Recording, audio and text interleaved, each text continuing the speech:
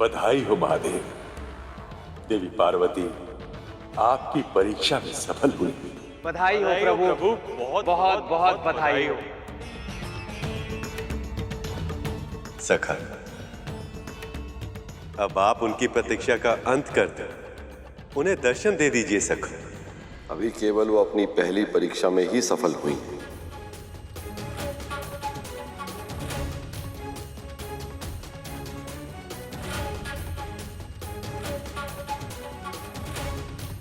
पहली परीक्षा? आपका अर्थ है कि आप उनकी और भी परीक्षाएं लेने वाले हैं महादेव?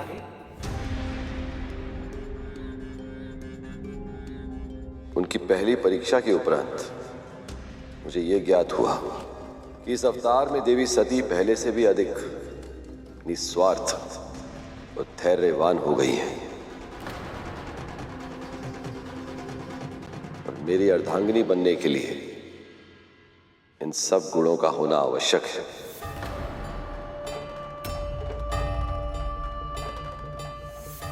इसके अतिरिक्त स्वभाव की विशेषताओं के कारण अब वो अपने हित से अधिक संपूर्ण सृष्टि के हित के बारे में सोचती हैं।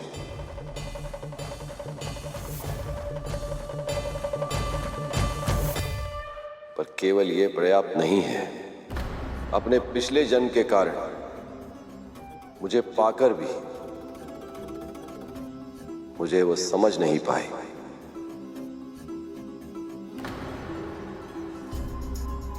मुझे जानना है कि अब इस जन्म में वो मुझे, मेरे विचारों को, मेरे दर्शन को, मेरे तत्व को संपूर्णता से समझ पाती हैं या नहीं।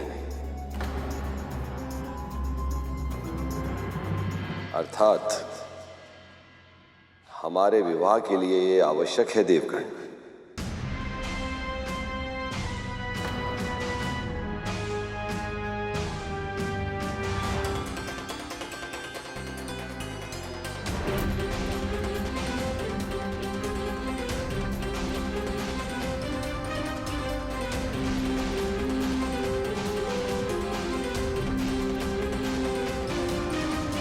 फिर माँ, महादेव ने उनकी परीक्षा कब ली और कैसे?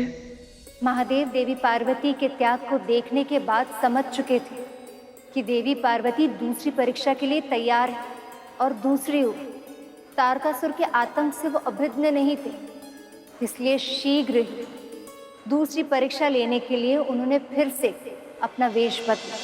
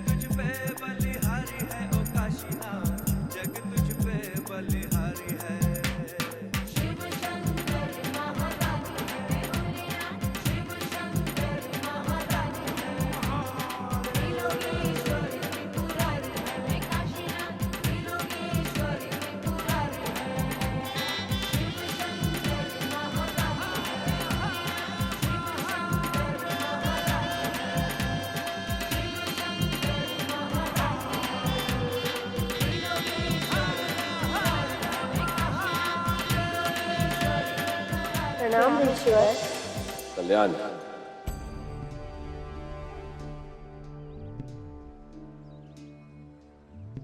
राजकुमारी, इतना सुंदर रूप पाने के बाद भी इतनी घनघोर तपस्या क्यों कर रही हो तुम?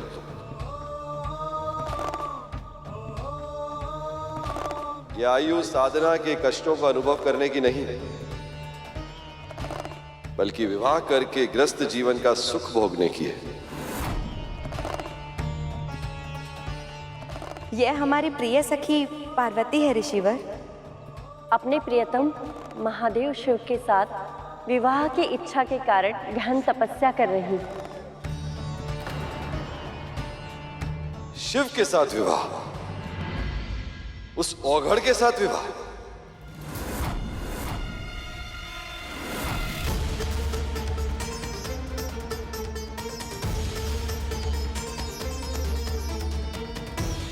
हे ईश्वर,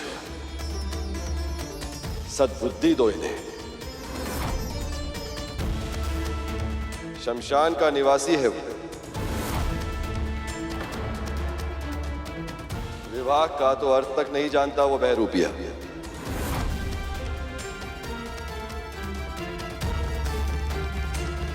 ऋषिवर, आपसे निवेदन है, कृपया करके ऐसे वचन ना कहें, हमारे सखी के हृदय को कष्ट पहुंचेगा।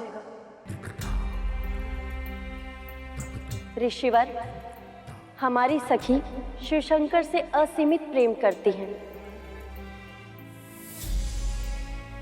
और अपना संपूर्ण जीवन उन्हें प्राप्त करने के लिए उन पर समर्पित कर दिया है।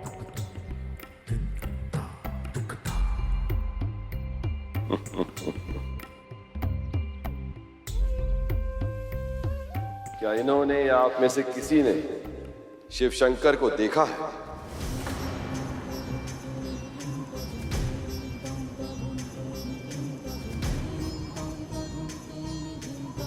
नहीं तो इसका अर्थ है कि आप नहीं जानते कि शिव से विवाह के बाद इनका जीवन कैसा होगा। तो आओ, चलो मेरे संग और स्वयं ही देख लो इन्होंने क्या चुना है अपने भविष्य के लिए।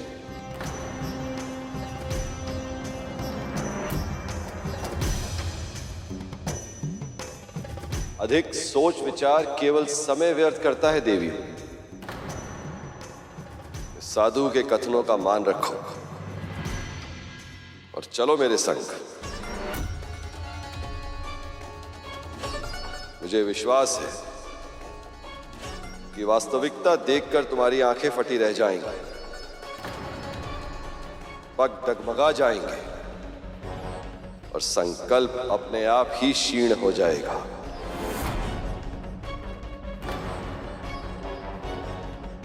सत्य जानने का भय है या इस साधु के कथनों पर विश्वास नहीं?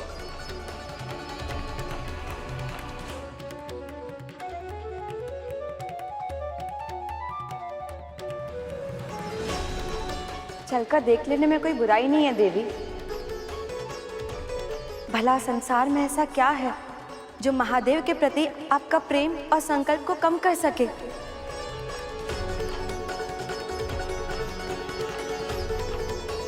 और देवी, साधु सन्यासियों के अपमान से तप का पुण्य कम हो जाता है।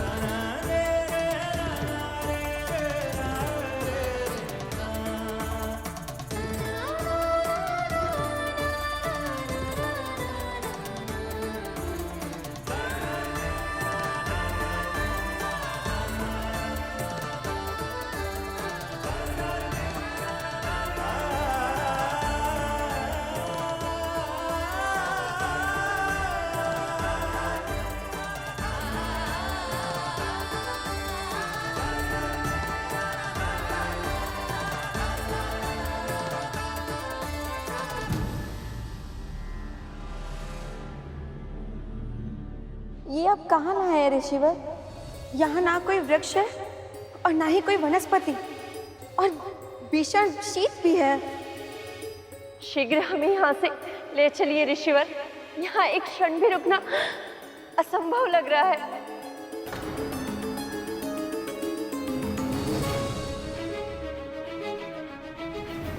शिव के निवास कैलाश स्थान पर इससे भी कम तापमान होता है।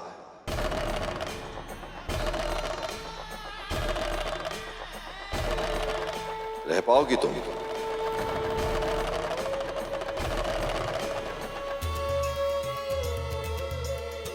पार्वती मौन क्यों है?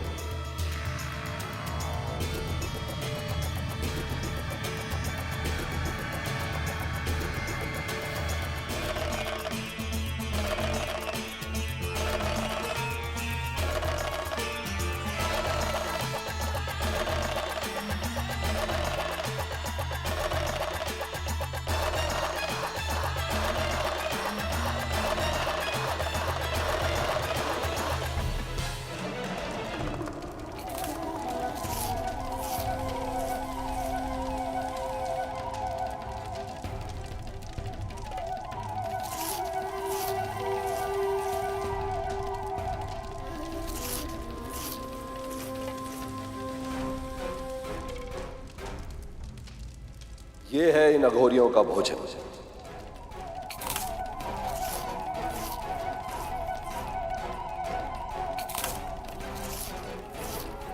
शिव भी इनकी तरह भिक्षा मांगकर भोजन करता है। स्वयं ही देख लो कि वो तुम्हें क्या खिलाएगा।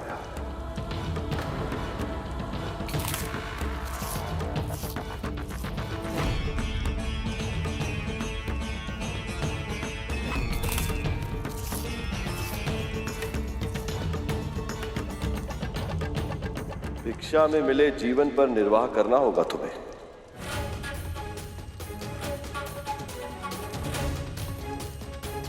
और तो और उसके पास तो उचित पात्र तक नहीं, खप्पर में ही खाता पीता है।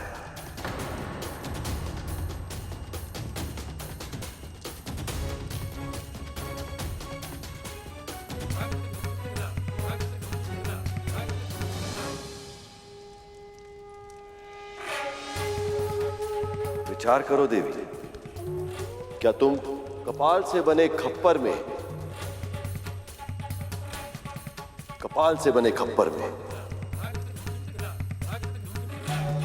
भोजन कर पाओगे?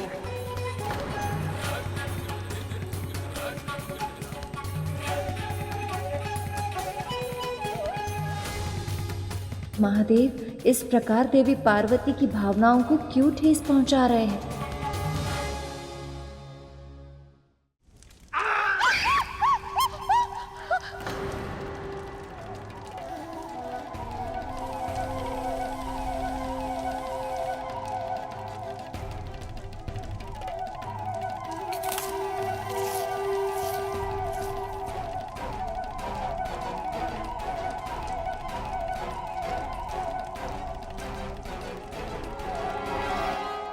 ऐसा विपरीत व्यवहार क्यों कर रहे हैं महादेव? ऐसा लग रहा है कि वो मां पार्वती से विवाह ही नहीं करना चाहते। इतना भयभीत कर रहे हैं ये इन्हें कि इनका संकल्प दुर्बल पड़ जाए और मां पार्वती स्वयं विवाह करने से मना कर दें। इतना ही नहीं देवराज, महादेव तो माता पार्वती को ऐसे भड़का रहे हैं जैसे मानो वो चाह रहे हो कि माता पार्वती उनके साधु रूप पे अपना क्रोध दिखाएं, जिसके फलस्वरूप उनके तप का फल कम हो जाए। महादेव की यह परीक्षा तो दो धारी तलवार है, माता पार्वती इसमें कैसे सफल होंगी?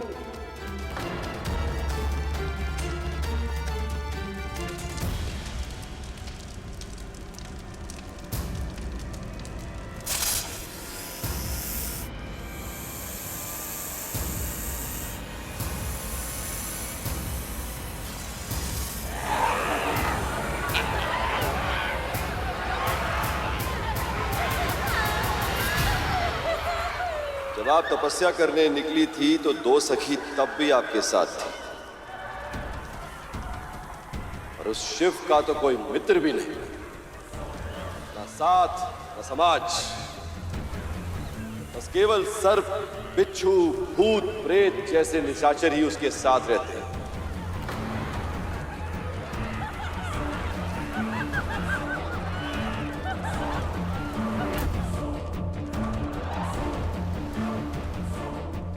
क्या तुम रह पाओगे?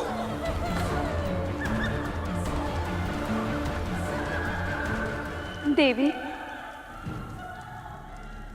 ऋषि की बातों में सत्य तो है। देवी, एक बार और विचार करने में कोई हानि नहीं है।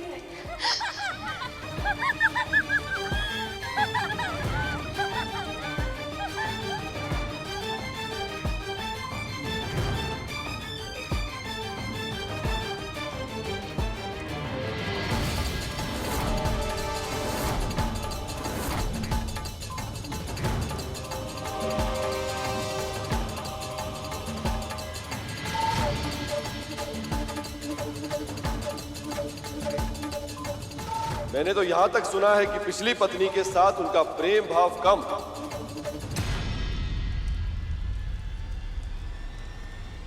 और लड़ाई झगड़ा अधिक था।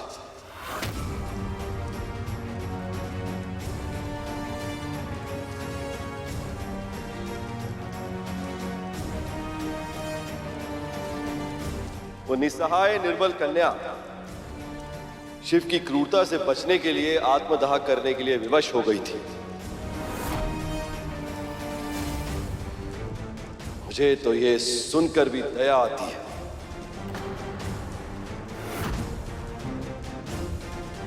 यदि ऐसी ही स्थिति तुम्हारे साथ उत्पन्न हुई तो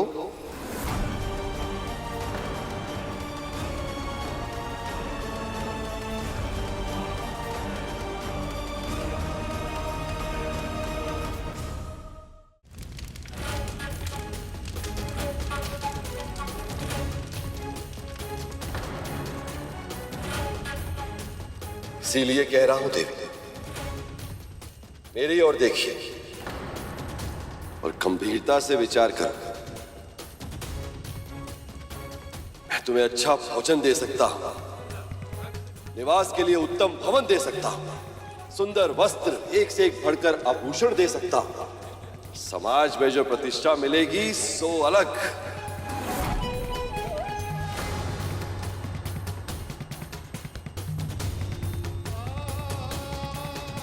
इसीलिए कह रहा हूं देवी, अपने हृदय से शिव का विचार त्याग कर मुझसे विवाह कर लो सुंदरी।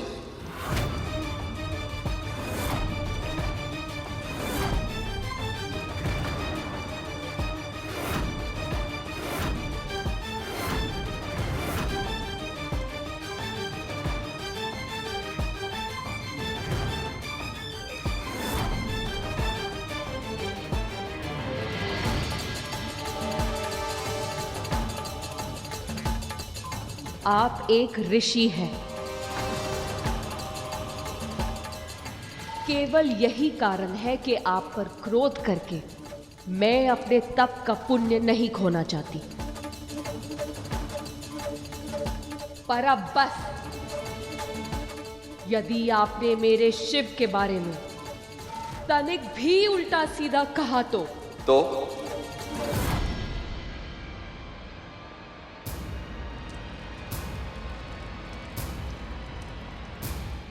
क्या देवी, क्या करेंगे आप?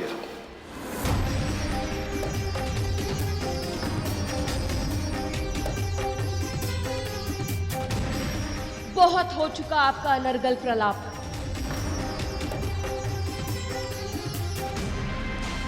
वो इस संसार के स्वामी हैं। ये समस्त सृष्टि जिनमें लय होती है, उन आदि योगी शिव के बारे में बहुत दुर्वचन कह चुके आप। पर अब बस, आपको अपने कर्मों का परिणाम भोगना ही होगा।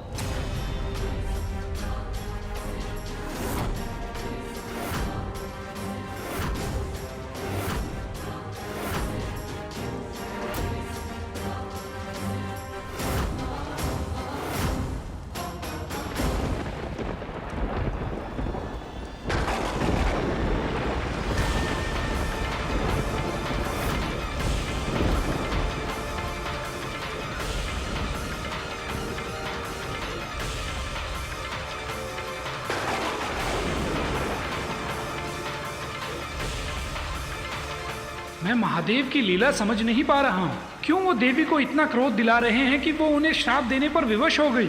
यदि महादेव ने माता को नहीं रोका तो अनर्थ हो जाएगा।